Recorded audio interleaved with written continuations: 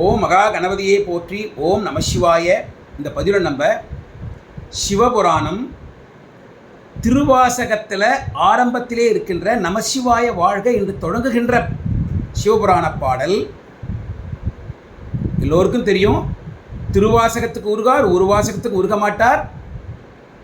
திருவாசகம் என்னும் தேன் அப்படின்னு புகழப்படுது திருவாசகம். அதில் இருக்கிற ஆரம்பத்தில் இருக்கிற பாடல் சிவபுராணம்.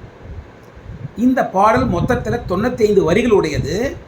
நம்ம இந்த புத்தகத்தில் கொடுத்துருக்கிற பாடல் இன்னும் 95. சிலருக்கு இதை நம்ம பார்க்கும் பொழுது சிலருக்கு சில குழப்பம் வரத்துக்கு வாய்ப்பு உண்டு. ஏன்னா வேதவியாசர் நமக்கு புராணங்கள் கொடுத்துருக்கார். முதல்ல வேதத்தை பண்ணார், அதுக்கப்புறம் அவர் புராணத்தை பண்ணார். புராணங்களில் மொத்தம் எத்தனை புராணங்கள் இருக்குது? 18 புராணங்கள் இருக்குது. அதில் ஒரு புராணம் சிவபுராணம்.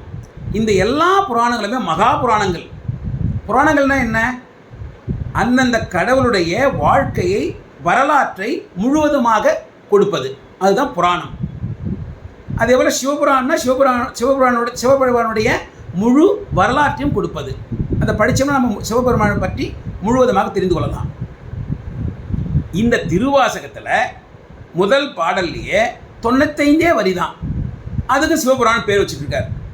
அப்படின்னா இந்த 95 வரி கொண்ட நமசிவாய வாழ்க என்று சொல்லக்கூடிய இந்த பாடல் இந்த சிவபுராணத்துக்கு எவ்வளவு மகிமை, எவ்வளவு உயர்வு அப்படின்றத நாமே புரிந்து கொள்ளலாம். அவ்வளவு சிறப்பு வாய்ந்த பாடல் இந்த பாடல். இந்த பாடல் 95 வரிகள் என்பதனால ஒரே பதிவில் முடிக்க முடியாது. நம்ம தொடர்ந்து சில பதிவுகளில் பாகமாக நம்ம இது தெரிஞ்சுக்கலாம். இந்த பாடல் மிக மிக சிறப்பு வாய்ந்தது, பிரசித்தி பெற்றது. நிறைய பேருக்கு தெரிஞ்சிருக்கும், நிறைய பேருக்கு இந்த பாடலுடைய அர்த்தமும் புரிஞ்சிருக்கும். இருப்பினும் சிலருக்கு தெரிஞ்சிருக்காது. ஆகவே இந்த பாடலோட அர்த்தத்தை நம்ம பார்க்கலாம். இந்த அர்த்தத்தை தெரிஞ்சுக்கிறதுக்கு முன்னாடி இந்த பாடலுக்கு என்று சில முக்கியமான சிறப்புகள் இருக்கின்றன. அந்த சிறப்பை நாம் தெரிந்து கொள்ள வேண்டும். அது மட்டும் இல்லாமல் இது 95 வரிகள்ன்றதுனால வரி வரிக்கு அர்த்தம் பின்னாடி பார்த்துக்கினா கூட முதல்ல அதனுடைய ஒரு சுருக்கமான செய்தியை நாம் தெரிந்து கொள்ள வேண்டும். எப்படி இந்த சிவபுராணம் அமைக்கப்பட்டிருக்கிறது அது தெரிஞ்சுனா தான் அதனுடைய பெருமை நமக்கு முழுமையாக விளங்கும். ஆகவே நாம் அதையும் தெரிந்து கொள்ளலாம். சரி, இப்போது இந்த சிவபுராணத்தினுடைய பெருமை, இதை ஆரம்பமே பாருங்கள், நமசிவாய வாழ்கன்னு ஆரம்பிக்கிறார். அப்படின்னா இந்த 5 எழுத்து மந்திரம், பஞ்சாட்சர மந்திரம் இருக்க, அது எவ்வளவு உயர்வானது அப்படின்றத நம்ம கொஞ்சம் புரிஞ்சுக்கலாம். இந்த பாடலிருந்து ஆரம்பத்தில் முதல்ல 6 வரிகளில் அவர் 6 முறை வாழ்க வாழ்கன்னு சொல்கிறார். அதன் பிறகு 5 முறை வெல்க வெல்கன்னு சொல்கிறார். அதன் பிறகு 8 முறை போற்றி போற்றின்னு சொல்கிறார். அதாவது 6 வாழ்க, 5 வெல்க, 8 போற்றி, 6 5 8 658. திருவாசகத்தில், திருவாசக புத்தகத்தில் இருக்கிற மொத்த பாடல் எண்ணிக்கையும் 658. இது ஒரு ஒற்றுமை. அதன் பிறகு இந்த பாடலில் 32வது வரியில் கண்டு இன்று வீடுற்றேன் அப்படின்றார் மாணிக்கவாசகர்.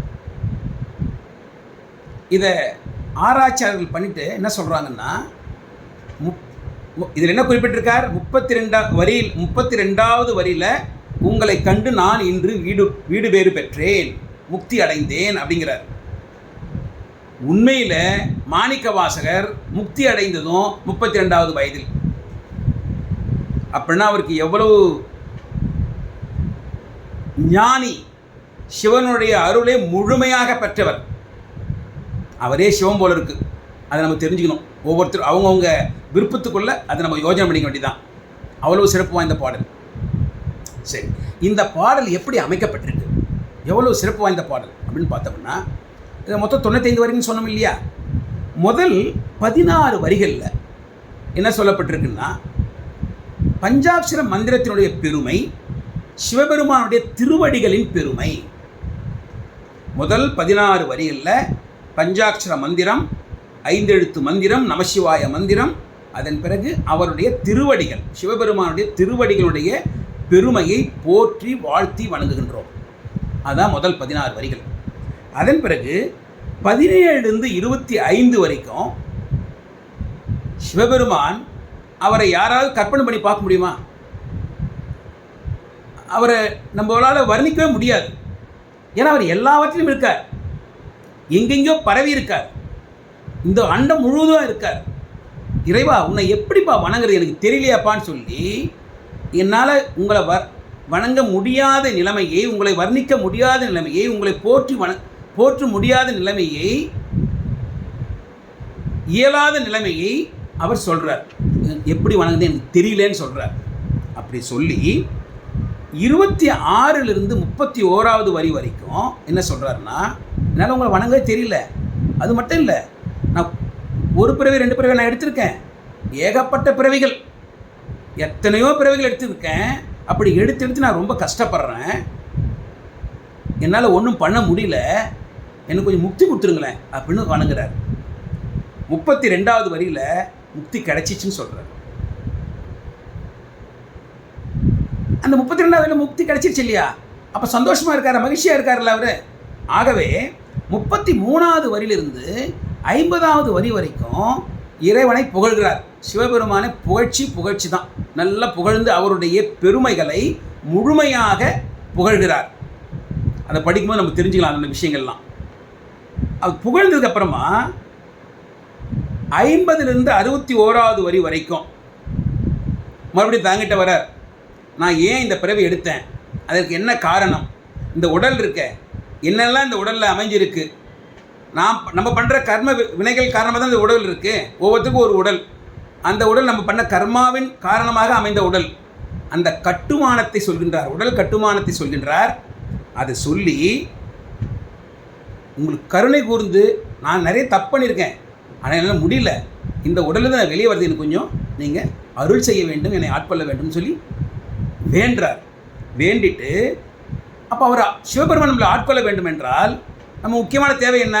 நம்ம மனசு சுத்தமாக இருக்கணும், நம்ம நல்லவனாக இருக்கணும், நம்மகிட்ட இருக்கிற தீய எண்ணங்கள் தீய குணங்கள் எதுவுமே இருக்கக்கூடாது, எல்லாம் போயிடணும். ஆகவே 62லிருந்து 80 வரி வரைக்கும் என் உள்ளத்தில் இருக்கிற தீய குணங்கள் தீய எண்ணங்கள் எல்லாம் பொடி பொடியாக வெளியே போயிடணும், அதுக்கு நீங்கள் அருள் செய்யணும் வேண்டார். இப்போ நம்மள இருக்கிற கெட்ட குணங்கள்லாம் விட்டு போயிடுச்சு. அப்படி போயிட்ட உடனே மன சுத்தமாயிடுச்சு.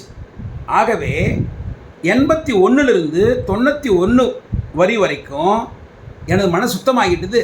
ஆகவே நீங்கள் என்னுடைய பிறவியை அறுத்து என்னை நீங்கள் ஆட்கொள்ள வேண்டும் அப்படிங்கிறார்.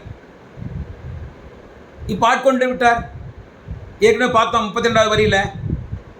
91லிருந்து 95வது வரி வரைக்கும் என்ன சொல்கிறாருன்னா, இந்த பாடலை நம்ம பாடும் பொழுது, அதுவும் பொருள் உணர்ந்து பாடும் பொழுது, நாம் போன்ற மனிதர்களுக்கு என்ன பலன் கிடைக்கும் அப்படின்னு சொல்லி இந்த சிவபுராணத்தை முழுமையாக முடிக்கிறார் 95 வரிகளில். அதாவது இப்போ நம்ம பார்த்தோம்னா அந்த 95 வரிகள்லேயே சிவ பரம்பொருள் அவருடைய மந்திரத்தின் மகிமையை சொல்லி, அவருடைய திருவடிகளின் பெருமையை சொல்லி, அவரை வணங்குவதற்கு முடியாத இயலாத தன்மையை சொல்லி, அவர் எடுத்த பிறவி எத்தனையோ பிறவிகள், அளவற்ற பிறவிகளை எடுத்து களைப்பு ஆனதை, உடம்பு களைப்பானதை, ஆத்மா களைப்பானதை சொல்லி வீடு பேரு கேட்கிறார். வீடு பேரும் அவருக்கு கிடைத்தது. அதன் காரணமாக இறைவனை சிவபெருமானை புகழ்ந்து பேசுகிறார். புகழ்ந்து பேசி, நான் உருவெடுத்ததுக்கு காரணம் என்ன, இந்த உடல் கட்டுமானம் இந்த மாதிரி அமைந்ததுக்கு காரணம் என்ன, அதெல்லாம் அவர் சொல்லி, அந்த காரணங்கள் இருக்கு இல்லையா, அந்த காரணங்கள்லாம் நம்ம மனசில் இருக்குது, அதை கெட்ட குணங்களாக இருக்குது, அந்த குணங்களை வெளியே போகிறதுக்கு நீங்கள் தான் எனக்கு அருள் செய்யணும் அப்படின்னு அவரை வணங்கி, அந்த கெட்ட குணங்கள்லாம் வெளியே போன உடனே என்னோடய பிறவியை அறுத்து நீங்கள் உங்ககிட்ட எடுத்துக்கணும் என்ன அப்படின்னு முக்தியை வேண்டி முக்தி அடைகிறார். அந்த முக்தி அடைந்ததன் காரணமாக இந்த பாடலை நீங்கள்லாம் பாடினீங்கன்னா நமக்கு என்ன நன்மை கிடைக்கும் அப்படின்றதையும் அவர் அதில் குறிப்பிட்டு அவ்வளவு அழகாக முடிச்சிருக்கிறார். இந்த பாடல் வரிக்கு வரி மிக மிக சிறப்பு வாய்ந்த பாடல். இந்த பாடலுடைய அர்த்தத்தை நம்ம பார்க்கும்போது நம்ம தெரிஞ்சுக்கலாம். திருவாசகம் என்னும் தேன் திருவாசகத்துக்கு உருகார், ஒரு வாசகத்துக்கு முருகார்னு சொல்லுவோமே, அது எவ்வளவு உண்மைன்றதை இந்த ஒரு பாடல்லேருந்து மொத்தமாக நம்ம தெரிஞ்சுக்கலாம். அவ்வளவு சிறப்பு வாய்ந்த பாடல். அத்தனை பேரும் இந்த பாடலை பாடணும். புத்தகத்தை பார்த்து படித்தாலே போதும். நீங்கள் பார்த்து படித்தாலே ஒரு 3 நிமிஷம் அப்படி தான் ஆகும், அதுக்கு மேலே ஆக போகிறதில்ல. அவ்வளோ எளிமையான பாடல் தான். 95 வரிகள். பாடலோட அர்த்தத்தை முழுமையாக நம்ம தெரிஞ்சுக்கணும். இப்போத்திலிருந்து அடுத்த சில பதிவுகளில் இதை பாகமாக இந்த பாடலுடைய விளக்கம் சொல்லப்படும்.